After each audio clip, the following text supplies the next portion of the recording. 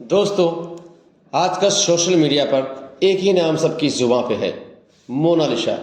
तो दोस्तों, इसके विषय में आपको हम पूरी जानकारी देना चाहेंगे कि मोनालिसा कौन है, कहाँ की रहने वाली है और इसकी जाति क्या है, कितना पढ़ी लिखी है और क्या करती है। तो शुरू करते हैं आज की स्टोरी, जिससे आपको पूरी जानकारी मिलेगी।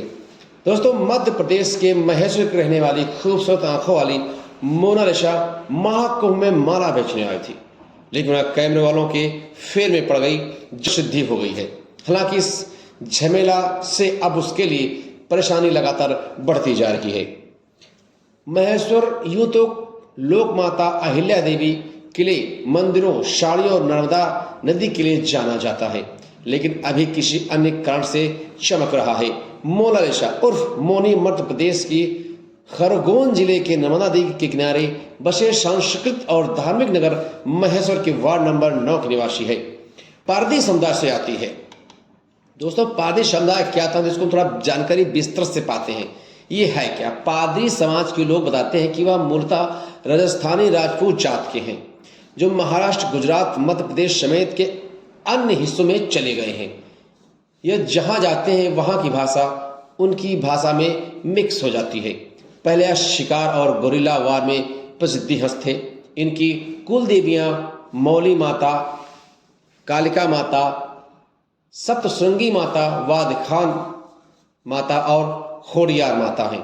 कुछ क्षेत्रों में यह अपराध से जुड़े हुए थे, लेकिन अब मुख्य धारा में आ गए हैं।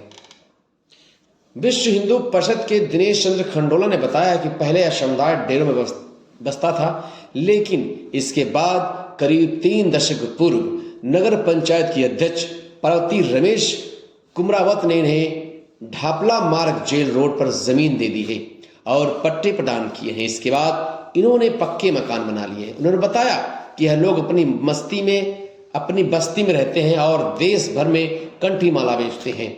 इनके समाज की लड़कियां अल्लड़ होती हैं और खुलकर चर्चा करती हैं। वार्ड क्रमांक 9 के विनोद चौहान ने बताया कि इस समुदाय की बालिकाएं हर व्यक्ति को मामा कहकर पुकारती हैं। उन्होंने बताया कि खरगोन जिले के छोटी खरगोन और महेश्वर में करीब 700 पारधी लोग हैं। उन्होंने बताया कि खरगोन जिले के छोटी खरगोन और महेश्वर में करीब 700 पारधी लोग हैं। इनमें अकेले महेश्वर में 50 परिवारों के 450 लोग बसते हैं। यह जगह जगह धार्मिक आयोजन और मेलों में मालाएं, रुद्राक्ष बेचते हैं। यह हिंदू धर्म को मानते हैं और समाज में ही शादी विवाह के रिश्ते करते हैं। इस जनजात के पुरुष आमतौर पर शॉर्ट पैंट पहनते हैं, जबकि महिलाएं और बच्चियां शर्ट, टी शर्ट और घाघरा पहनती हैं। यह वेज और नॉनवेज दोनों की शौकीन होती हैं। अपनी मस्ती में अक्सर किराए पर म्यूजिक लेकर, सिस्टम लेकर नाच गाना किया करते हैं। उन्होंने बताया कि आमतौर पर ये लोग ज्यादा पढ़े लिखे नहीं होते हैं और बचपन से ही माला बेचने का व्यापार करते हैं। बच्चों को लगा दिया जाता है माला बेचने के लिए। का जनरल नॉलेज जबरदस्त होता है दोस्तों, और यह देश भर में जाने के लिए बसों, ट्रेनों, रास्तों और भौगोलिक स्थितियों की अच्छी तरह से जानते हैं। उन्होंने बताया कि मोनालिसा के परिवार की आज 3 बीघा जमीन है। मोनालिसा के ताऊजी विजय पटेल समाज के पटेल भी हैं। उन्होंने बताया कि यूं तो समुदाय हिंदू धर्म से जुड़ी सभी त्योहारों को मानता है, लेकिन होली की बात कुछ अलग होती है। यह देश भर में कहीं भी हो, लेकिन होली के मौके पर अपने घर जरूर लौटकर आ जाते हैं और यह होली के अवसर पर अपने कुलदेवी को बलि भी चढ़ाते हैं।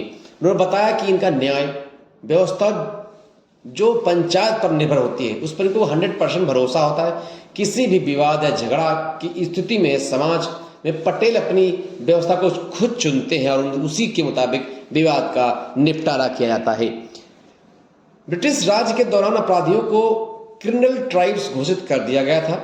1871 में लागू हुए क्रिमिनल ट्राइब्स एक्ट के लगभग 500 जनजातियों को इस दायरे में ला दिया गया था। हालांकि 1952 में पंडित जवाहरलाल नेहरू की पहल पर जनजातियों को विमुक्त कर दिया गया था, लेकिन समाज में उनके प्रति नजरिया नहीं बदला। आज भी उन्हें विमुक्त जनजाति कहा जाता है, जो उनके अतीत की याद दिलाता है। इस कलंक की वजह से समाज और सरकार दोनों ने उन्हें अभी पूरी तरह से अपनाया नहीं है। दोस्तों, ये रही पूरी सटीक जानकारी जो इंटरनेट के द्वारा मुझे प्राप्त हुई है और मैं आप तक पहुंचा रहा हूं। मोनालिसा के परिवार की कैसी स्थिति है और क्या क्या कंडीशंस हैं, इनके विषय में अगर आपको जानकारी अच्छी लगी हो तो मेरे चैनल को सब्सक्राइब करें और एक तरह से कमेंट कर दें। धन्यवाद।